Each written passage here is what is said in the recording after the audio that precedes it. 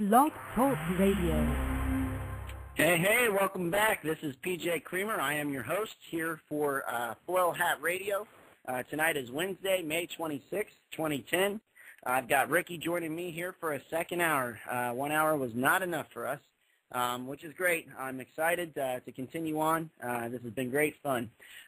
Foil Hat Radio consists of a various of interests most individuals deny. This consists of facts that are denied. When facts are there but denied in fear, my senses outside the fundamental five thrive, and I feel a vibration or presence that we all cannot deny. This is a discussion of the unknown. In bringing forth our third eye, I am your host, Agent Ra, not present tonight.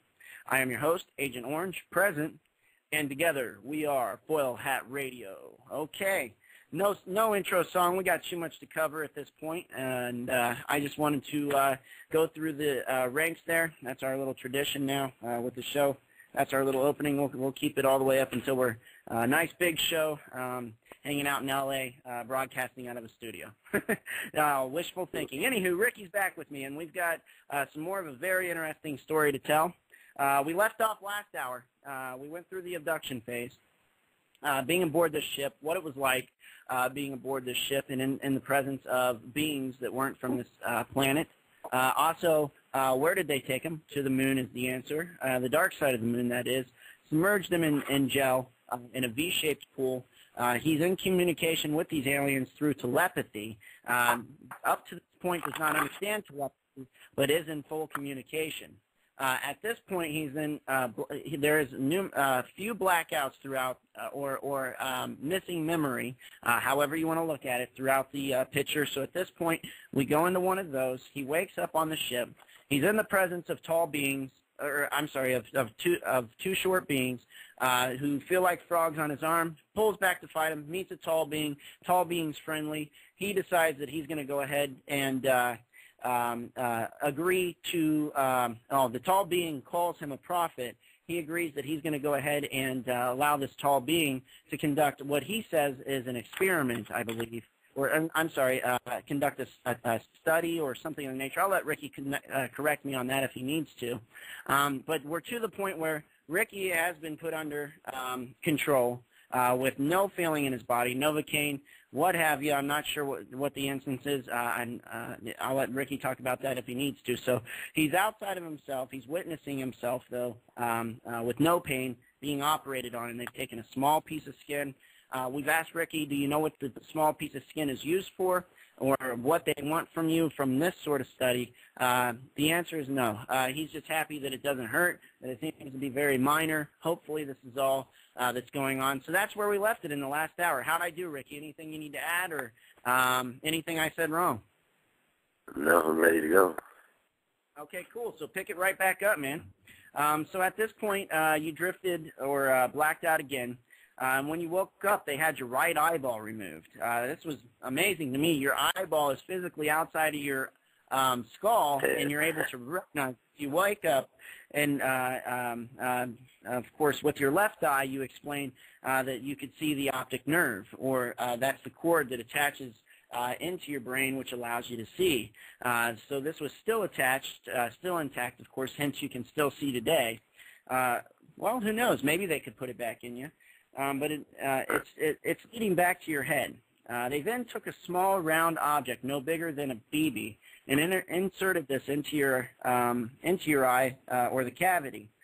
They told you this would be undetectable by doctors. This is interesting because in a CAT scan, they can locate any kind of mass in your body, be it metal or what have you. It's a mass. They can locate it with this CAT scan. I was wondering if this thing has the ability to become, or maybe is composed of flesh, or some sort of, maybe, I don't know, maybe this is why they needed your skin graft, to match the DNA, to make your body accept it. Is there any further details you can give us in the way of that? That was just just my thoughts on the situation. As far as I know, it dissolves after years and years and years or something like that, or whatever. They told me, I think because when I asked about it, I think they were worried about, they think that I was worried about it just being in my head for all the rest of my life.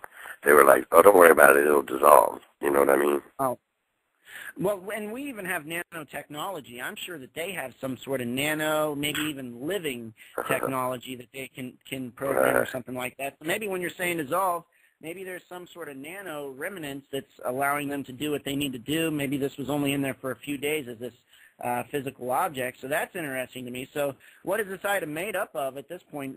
It could be made up of many things. Not something I'd expect you to know or me know, but I just didn't know if they mentioned something to you about it. What do you think this item's function is? Do you think it tracks you? Is it some sort of maybe even upgrade to your senses? Maybe it dissolves the nanobots, help you in what they think is your profit agenda? I don't know. What do you think this thing's there for? I think, how should I say, it could be either two things. I could be confused, and they were taking out of my eye because they got me when I was 6.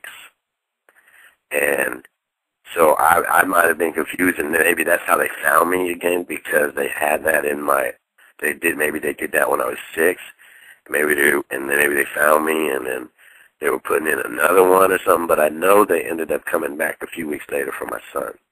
That's later on down the thing. So maybe that's how they were able to get into my place or something. I don't know. Right. Kind of like maybe a way to manifest even a portal or something within your vicinity. I don't know. The technology that they could have is in my mind, I don't want to pretend that I can comprehend it. It's like being born in 1900 and comprehending how a computer, motherboard or something is going to operate. So, very cool. So let's see. I don't mean to tread forward, Ricky, without being sensitive. I just want to make sure to get your story out there. And parts of the story may feel good. Other parts, not so good. And this would be one of those, in my opinion. They as well took semen forcibly from you. You say that there's no scars per se, but it was not taken in an easy fashion. This actually hurt you.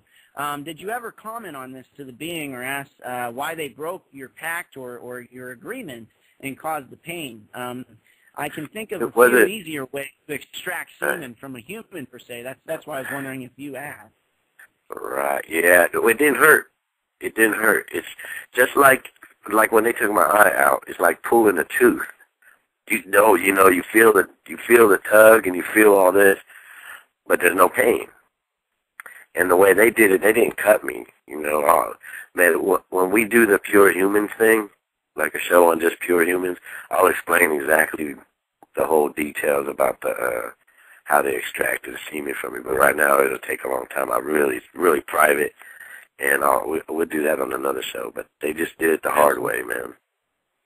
Okay, so, I was more or less wondering if you were mad at that point because you guys had a contract. You told these beings, hey, man, I just want to get out of this easy. I agreed to this. What's going on here? Why are you guys doing that? But what you're explaining to me is that there really wasn't, there was a degree of pain, but it was more like pressure. It wasn't necessarily pain, or was it pain afterwards? Maybe I'm confusing myself. What is it? Yeah, absolutely no pain. Just kind of like uncomfortable, just like when you get a tooth pulled. Or observing you don't really feel it. Distracted. I mean, that's got to be pretty uncomfortable, maybe even look kind of rough or something. Cool. But I'll tell you what, I'll take it because they didn't touch me or scare me. That was my main thing. Okay, so I'm saying they broke your pact. You're saying, nope, they didn't actually break the pact. I would say the pact was still intact. I just, maybe at that point it excited your senses, kind of like pulling a tooth. You don't feel it, it doesn't hurt, but you still feel the pressure, and you have that fear that almost allows you to feel that sensation of pain. I don't know, interesting. If you literally go to what happened next, then I can explain about what just happened. Okay, so after this process, you're back out of it, and you reawaken and are now walking down a hallway. Not to lose your point there or go off subject, but you're walking down a hallway with the top being. He continues to refer to you as as a prophet or the prophet. Let me ask you, did he say a prophet or the prophet? Do you know, like singular or a prophet, like there's multiple prophets? Okay. No, that's a little detail, Ricky. So again, I'm not concerned